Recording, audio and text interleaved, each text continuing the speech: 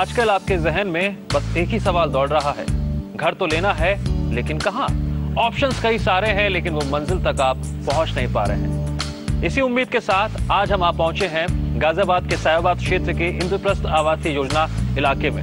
यहाँ पर कई बिल्डर्स ऐसे हैं जो अपने अपने तरीके से सोसाइटीज बना रहे हैं। उसी में से एक सोसाइटी में आप पहुंचे हैं जो आपके लिए वाकई में तमाम तरह के ऑप्शन दे रहा है, लेकिन समझने की जरूरत है, परखने की जरूरत है और समझकर अगर पसंद आए तो फिर खरीदने का मन भी बना सकते हैं। तो चलिए देखते हैं इस प्रॉपर्टी को और समझने की कोशिश करते हैं। आइए।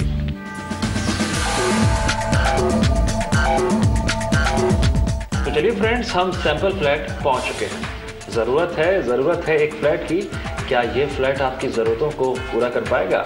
जानने की कोशिश करते हैं यहाँ के डायरेक्टर कुमार भारत से। आपका बहुत बहुत स्वागत है। Divyansh, how are you? मैं बिल्कुल बढ़िया। इस फ्लैट की अगर हम यूएसपी की बात करते हैं, वो आपको क्या नजर आती है? हमारे दर्शक आपसे समझना चाहेंगे। दिव्यांश, फर्स्ट ऑफ ऑल ये फ्लैट 1290 स्क्वायर फीट का है और एक 3 बेडरूम फ्लैट है। तो 1290 स्क्वायर फीट के अंदर 3 बेडरूम फ्लैट बनाना एक आर्किटेक्ट की मास्टरी है। दूसरी चीज़, इस 3 बेडरूम फ्लैट के अंदर आपको 5 बालकनीज मिलती हैं और सेकेंड इसका एक यूएसपी है कि आपके हर बेडरूम और हर ड्राइंग रूम के साथ आपको एक एसी डक्ट मिलता है। अच्छा, एसी डक्ट मिलता है, उसको हम देखेंगे, लेकिन तो फिलहाल अभी हम लिविंग एरिया में हैं। इस लिविंग एरिया में कितने डायमेंशंस है, कितनी स्पेस मिली हुई है, वो भी समझना बेहद ज़रूरी है। यहाँ के डायमेंशंस की बात करते हैं। आपका ड्राइंग रूम 20.5 बाई 11 का है, तो इट्स क्वाइट बिग। इसमें आप अपना डाइनिंग टेबल भी इसी ड्राइंग रूम के अंदर एडजस्ट कर सकते हैं। चलिए, हमने लिविंग एरिया और डाइनिंग एरिया की बात की, अब हम सीधे करते हैं किचन एरिया का। घर का छोटा हो या फिर बड़ा, चाह तो हर किसी की होती है कि किचन हो बहुत बढ़िया।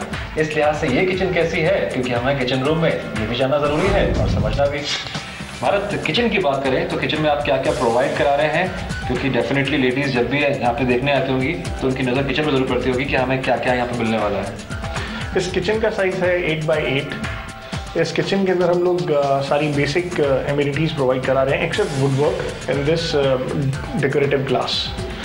ये 2 चीज़ हम नहीं प्रोवाइड करा रहे हैं। और वुड वर्क भी इस वजह से कि हर एक इंसान का अपना अपना टेस्ट होता है, वो किस कलर का कॉम्बिनेशन चाहते हैं वुड का या कैसा चाहते हैं। आजकल किचन्स बहुत बढ़िया किचन्स बनते हैं, तो कोई इंसान किसी भी एंड तक पैसा खर्च कर सकता है किचन के अंदर। इस किचन में आपने ये बहुत अच्छा ऑप्शन दिया है, अगर कोई चाहे तो इसमें वुडन वर्क या फिर ग्लास वर्क करा सकता है। मगर घर को ओपननेस का फील दिया गया है क्योंकि आपके लिविंग के साथ बैल्कनी है, किचन के साथ बैल्कनी है, तो ये सब ब्रिक से, इन सब चीज़ों से थोड़ा सा मतलब हर लिहाज से खूबसूरती जो है वो और भी ज़्यादा ओपननेस भी फील होना चाहिए। चलिए, ओपननेस की आपने बात की, लेकिन एक फैमिली के लिहाज से मास्टर बेडरूम बहुत अहम होता है, उसको देखना भी जरूरी है। चलिए मास्टर बेडरूम देखते हैं।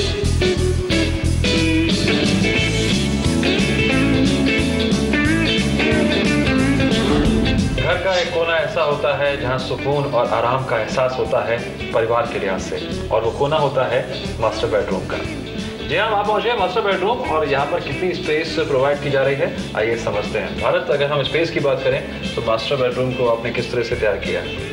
इस मास्टर बेडरूम का साइज़ है 10.5 बाई 12 फीट और इसके साथ एक बालकनी भी है जो कि 6 बाई 5 का बालकनी है। एक बाथरूम है जो कि 5 बाई 7 का बाथरूम है और एक बहुत अच्छी गार्डन व्यू विंडो भी है जो हमेशा आपको पार्क की तरफ नज़र आती है। हमारे हर बेडरूम के साथ में एक एसी डक्ट है, जैसे इसके बैक साइड में एक एसी डक्ट है। वो दर्शक जो एसी डक्ट के बारे में समझते नहीं हैं, इसके क्या क्या फ़ायदे हैं, आने वाले वक्त में किस तरह से फ़ायदा हो सकता है? एसी डक्ट को आप 2-3 तरह से इस्तेमाल कर सकते हैं। पहली चीज़ तो आपके बिल्डिंग के एलिवेशन में हमेशा बहुत सारे एसी टंग जाते हैं जो वो देखने में बाहर से भद्दे लगते हैं, तो आप उसे एसी डक्ट के अंदर लगाएंगे तो बाहर से ऐसा कुछ एसी जैसा नज़र नहीं आएगा। दूसरा चीज़, एसी डक्ट के साथ साथ वो आपका एक छोटा सा स्टोर भी हो जाता है। आपको हर बेडरूम के साथ में, ड्राइंग रूम के साथ में एक छोटा सा स्टोर मिल जाता है, तो आप उसमें अपना छोटा मोटा सामान स्टोर कर सकते हैं। चलिए, ज्ञान की बातों से हम सुकून की बात करते हैं। और मास्टर बेडरूम में हम कितना बड़ा बेड आराम से प्लेस कर सकते हैं, ये भी समझना ज़रूरी है। 6 बाई 6 का बेड आप हमेशा किसी भी बेडरूम में प्लेस कर सकते हैं। हम लोग बेसिक बेड का साइज़ 6 बाई 6 ही लेते हैं। और अगर हम अलमीरा की बात करें तो अलमीरा का हम लोग स्पेस दे रहे हैं, मगर हम लोग कोई वुड वर्क नहीं दे रहे हैं इसमें कर आपको वुड वर्क खुद ही कराना पड़ेगा। इस पूरे फ्लैट में आपको वुड वर्क नहीं मिलेगा कहीं पर भी। चलिए, हमने मास्टर बेडरूम की बात कर ली और अब बारी है चिल्ड्रंस रूम की, जहाँ पर बच्चे करते हैं खूब मौज मस्ती और पेरेंट्स को तंग भी नहीं करते हैं इस मौज मस्ती के साथ। देखिए, चलिए।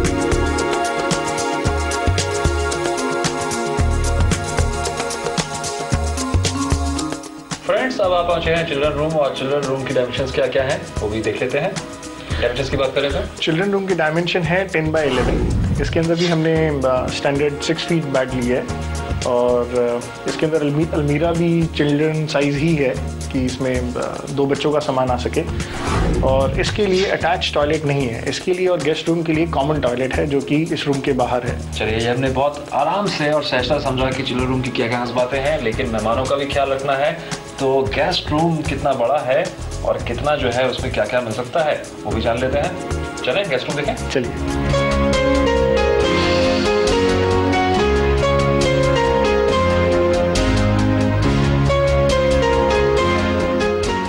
फ्लैट में परिवार रहता है, लेकिन अगर उसके रिश्तेदार आ जाएं या फिर मेहमान आ जाएं तो फिर गेस्ट रूम में रुकवाना तो बनता है। इस लिहाज से ये गेस्ट रूम कितना इम्पोर्टेंट है और साथ ही साथ इसमें कितनी डायमेंशंस दिए हैं यहाँ पर वो भी देख लेते हैं। डायमेंशंस की बात करें महाराज तो क्या क्या डायमेंशंस हैं यहाँ पर? ये बेडरूम 10 by 10 का है। इसके अंदर भी हमने 6 फीट बेड ही डाला है। इसके साथ भी एक स्मॉल अलमीरा है 4 by 10 का, और इसका जो बाथरूम है वो किड्स टॉयलेट ही है, उसी के साथ शेयर करना होता है। वो कॉमन टॉयलेट भी है और गेस्ट को भी वही शेयर करना होगा। हमने मास्टर बेडरूम देखा, हमने चिल्ड्रन रूम देखा, लेकिन यहाँ पर मुझे कि डिज़ाइन कुछ डिफरेंट दिखाई दे रहा है। यहाँ पर हम लोग थोड़ा सा पीओपी वर्क कर दे रहे हैं इसके अंदर।